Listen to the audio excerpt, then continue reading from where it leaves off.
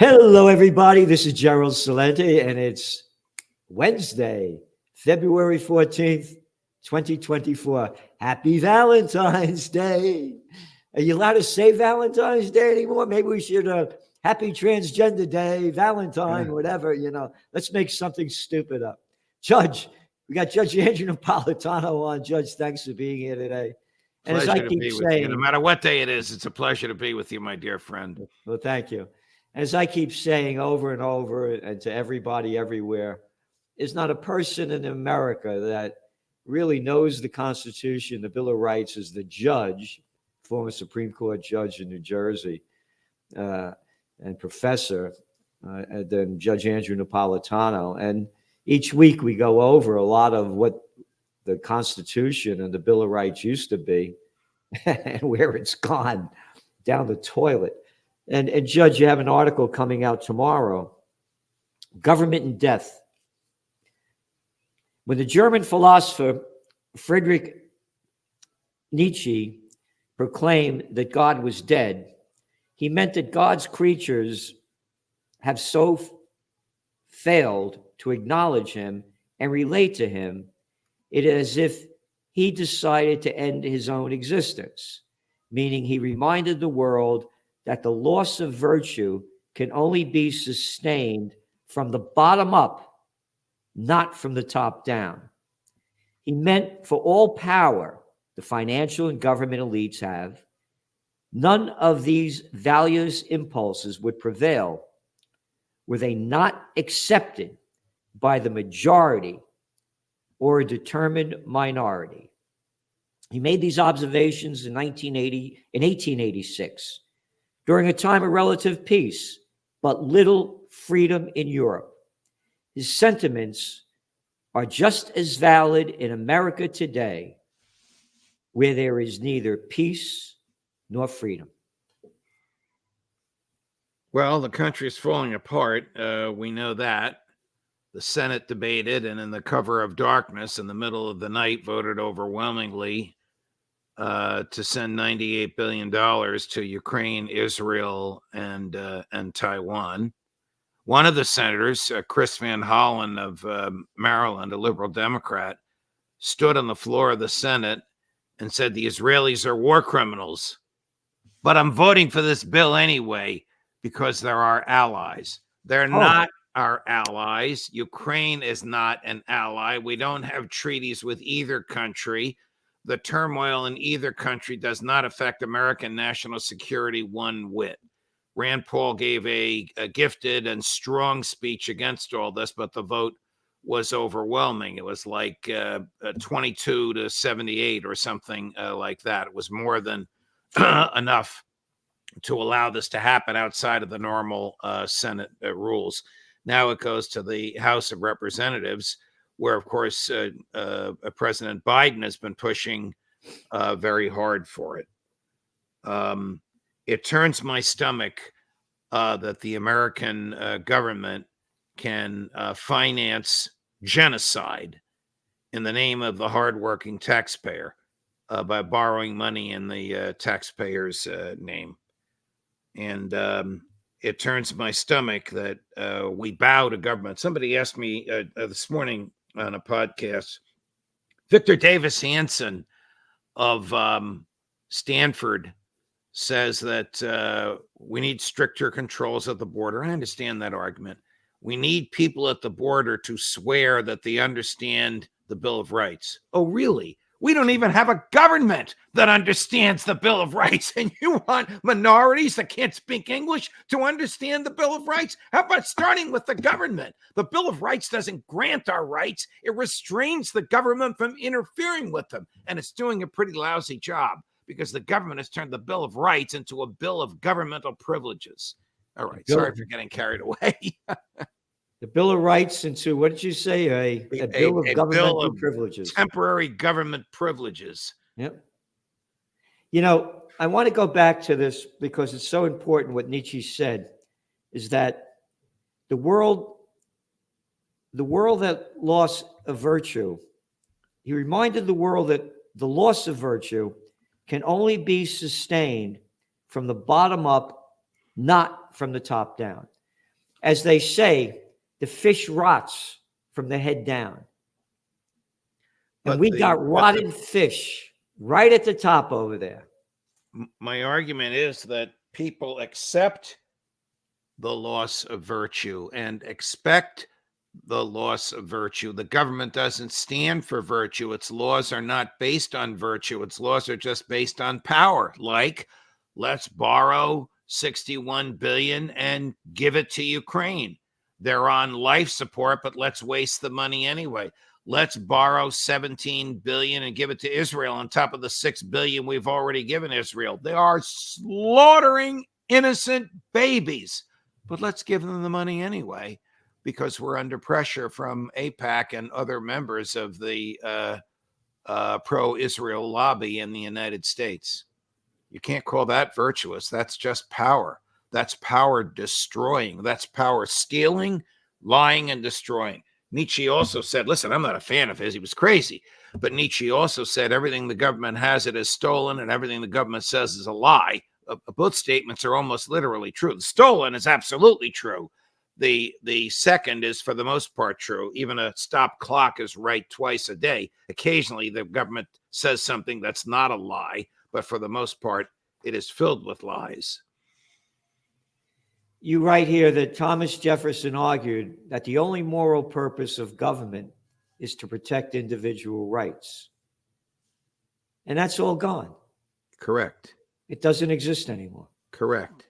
You say the government, which is an artificial entity based on a monopoly of force in a geographic area, may never morally interfere with our rights unless we waive them.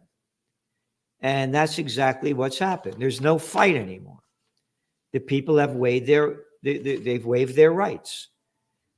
You get this little clown boy like a Chucky Schumer with his glasses like this, so telling what we should be doing in Ukraine and Israel, and like you say, all these other politicians. Anybody that supports war, go over there and fight or shut your mouth, is the way I look at it. And again, as you said, this has nothing to do with America. This isn't a threat against the United States. We have no right being involved in this kind of thing. But you mentioned how much we've given Israel. It's almost like I believe like almost $500 billion since they were founded. I think. Oh, sure. Yeah, sure. Joe Biden. He's such a pathetic figure, but he claims to be opposed to the slaughter in Gaza. He could stop it with a phone call. With a phone call. There are 3 of those huge, I forget what they call them, transport planes that the government uses when they're bringing heavy equipment over. They don't carry passengers. They just carry this heavy equipment. 3 of them arrive every day at the Tel Aviv airport. Now, Joe could stop, literally alone, could stop that with a phone call, but he doesn't. Supposedly he's had these arguments on the phone with Netanyahu. Biden's pathetic. Netanyahu has forgotten more than Biden knows, and Netanyahu's a monster. But I don't know what good the arguments do if we still keep sending this stuff over there. We are funding and financing genocide under international law that makes us as culpable as the people who are actually with their hands committing or with their words ordering the genocide. Joe Biden is as culpable for genocide as is Bibi Netanyahu, as are the young members of the IDF who are engaged in it. Scott Ritter told a story yesterday of the IDF cutting down 3 people in the street, and 2 ambulance drivers waved to the IDF and said in Hebrew, "We're just going to go pick them up and see if we can save their lives." The IDF waved them to go on. So as they got out of the ambulance to approach the bodies, which were still alive at that point, on the road, the IDF slaughtered them with machine gun fire. I mean, this is just typical and horrific.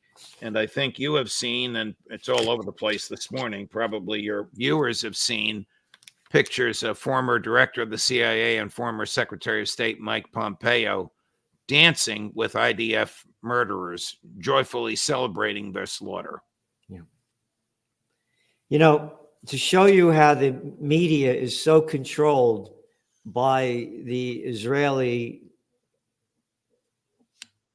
I guess, forces, you might call them. This is the front page of Tuesday's Wall Street Journal. Inside Israel's daring hostage rescue. Oh, great. They rescued 2 hostages. That's wonderful.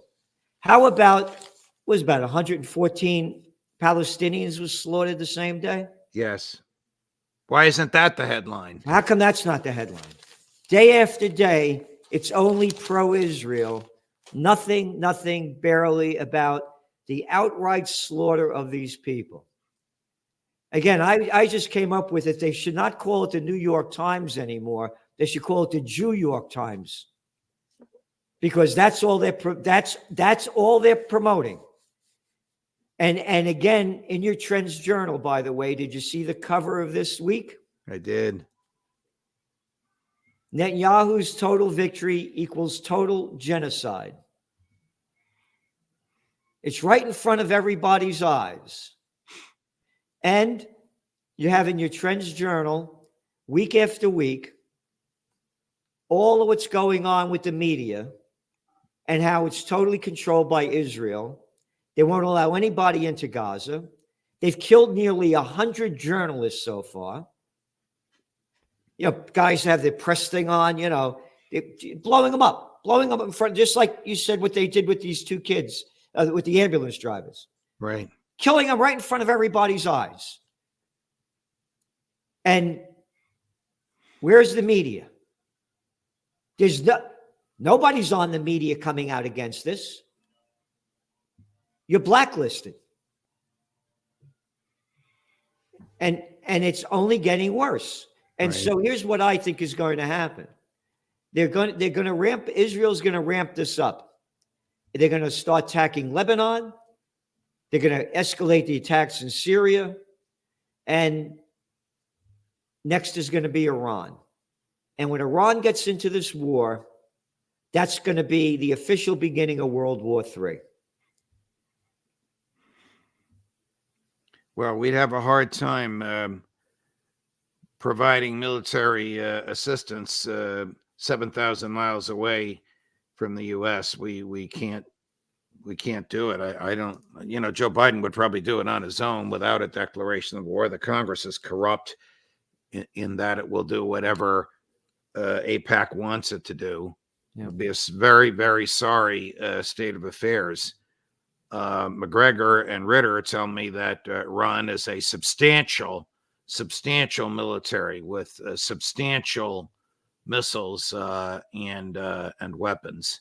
And the Israelis would be crazy to attack Iran, but that's what Netanyahu wants, and that's what he's provoking over there. When those 3 unfortunate members of the Georgia National Guard were killed by a drone at that Tower 22 place somewhere on the border between Jordan and Syria, 3 people killed, 42 injured. Joe Biden responded with 86 different attacks, killing dozens and dozens of civilians. Collective punishment is expressly prohibited by the Nuremberg Convention. Nobody follows the laws anymore. No American president feels constrained by the Constitution. They do whatever they want. The lust to kill overwhelms them. The lust to kill.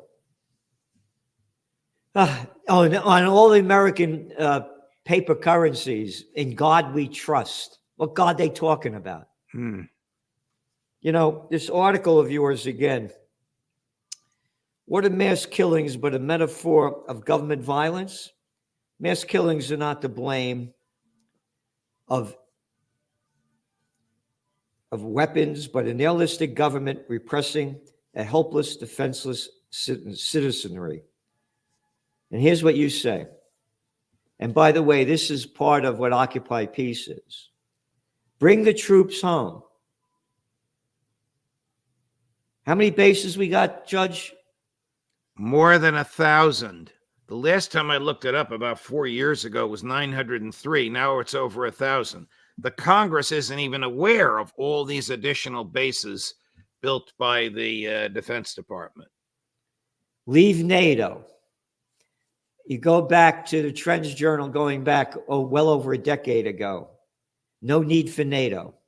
We have no business with any of this anymore. They built that thing as the illusion that we're going to fight the Soviet Union, right? Right. Which is gone. Here we go. Shut our 1,000 plus foreign military bases, shrink the defense budget. Well, it's only near $1 trillion when you put, but why shrink it? I mean, the country's rotting in front of you. You got homeless everywhere, migrants, crime rising, rotted infrastructure, people living paycheck to paycheck, and you want to cut $1 trillion out of the defense budget? What's wrong with you? And then you will also go on to say, sell the Pentagon. Yep. Expect folks to defend themselves using the same means as the government uses. Starve the federal government down to only what the Constitution permits. Abolish income tax. Again, a little warmongering freak, Woodrow Wilson, he's the guy that gave us the federal income tax. What'd you say? Was it 1%? He promised it would never be over 3%. It started at 1%. By the end of World War I, it was over 90%. I mean, he gave us the federal income tax, the Federal Reserve, World War I, the administrative state, popular election of U.S. senators, which gutted state sovereignty. Just a person who turned the Constitution on its head, really. And then you have base all laws on natural rights, and this is important, recognize state nullification and secession. I believe there's going to be a secession movement in Texas. Would be fabulous if that were to happen. I don't know how the feds would react. I don't think it'll be violence again. They may threaten it, but it will be immensely popular on the part of Texas, and it may trigger it in Florida and New Hampshire and elsewhere. Now, a dear friend of mine, may rest in peace, Thomas Naylor, started the Second Vermont Republic, and it was making a lot of progress back in the early 2000s, but up until he died in 2012. Now, if there was a secessionist movement, it's totally legal. Is that correct? Well, it depends how you look at it. One way to look at it is joining the Union was a voluntary legislative act, which can voluntarily be undone. The big government people claim it's irreversible and the Union is permanent. There's no law that says that. There's just the opinion of people, Lincoln-like people, who believe that seceding from the Union is a crime. Thomas Jefferson, who wrote the Declaration of Independence, James Madison, who wrote the Constitution, both believed the safeguard of our liberties is the right of nullification and secession, the right of a state legislature or a state court of last resort to nullify a federal statute within the state, or the right of the state to leave the Union, that only an external threat, external to the federal government, would restrain the federal government. That is clearly what was understood and accepted by the framers when they ratified the Constitution and formed the Union. They could undo it. In fact, secession was threatened from the very moment the Constitution came into being, when 5 of the states said, if you don't add a Bill of Rights, we're leaving. And the other 9 said, well, we don't want you to leave, so we'll add the Bill of Rights. What does that mean? They all accepted and understood that they had the right to leave. It wasn't until Lincoln started murdering people, boys, because they're the elected public officials in their states wanted to leave, that the concept of permanence even entered the American parlance. So it is legal to leave. Of course it's legal to leave. And it's absolutely moral to leave. You have the right to leave the government. The states can leave the Union. A county can leave the state. A city can leave leave a county, you and I can say, we don't want your government anymore. I don't want your benefits. I'm not going to pay for it. I'm not going to abide by your rules on my property. If you can't leave, you have no freedom. Judge, in wrapping up, you and I, of course, we began very supportive of RFK Jr. And then we both did a 180 because of his stance in Israel and mockery in when he speaks are really stupid, as Max Blumenthal and Norman Finkelstein ripped him apart. Two Jewish guys ripping him apart for the stupidity of what he talks about when it comes to Israel. And now his campaign is in total chaos. People are quitting left and right. And they had that stupid ad on the Super Bowl bringing up, you thought that his uncle was running, Do you know what they paid for that ad? $7 million. For 30 seconds. And he's done nothing this week but apologize for it. $7 million.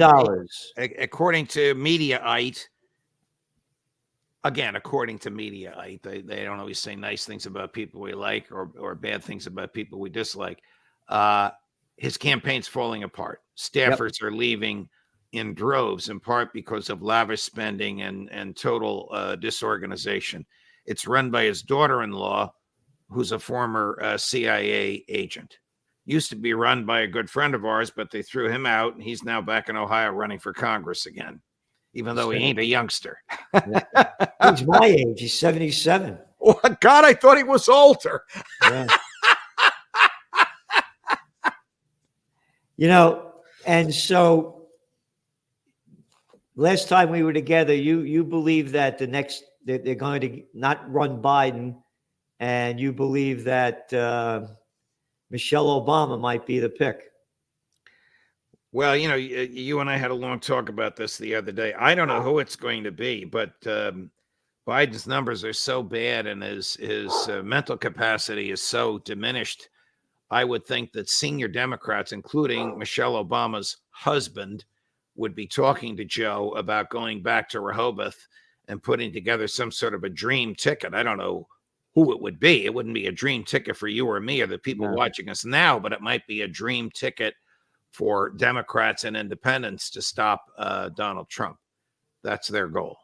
Unfortunately, because I can't stand the Nobel Peace of Crap Prize winner, Obama, an arrogant little boy.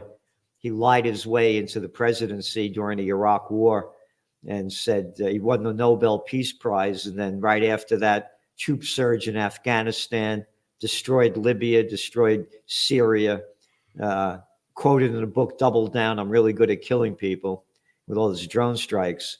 And so if Michelle Obama gets in there, I believe she'll win, because the young people will go out and vote for her, the women will vote for her, and the blacks will vote for her. That's all. And then the base of the Democratic Party, that's all it will take, no matter what Trump does or how appealing he might be.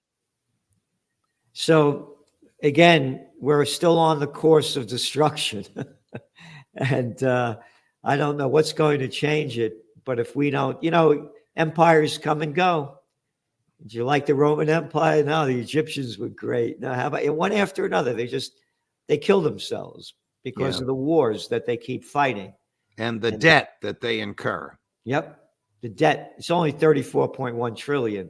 Right. And what they just passed, you said almost $100 billion, stealing more of our money, taxpayer money, to keep bloodying the killing fields. Yes. This is not the America that we grew up with, that we were taught about and believed in. And it's so sad to see it decline. And Judge, thank you for all that you do in the name of freedom, peace, and justice. It's an honor to have you on, and we're looking forward to seeing you next week. And everybody, don't forget, go to the judges. The people he has on are terrific. Judging Freedom. There's nothing like it. Nothing like it. The guests that you have are terrific. They're real men and real women. Thank you, Judge. Thank you, Gerald. Until next week, all the best.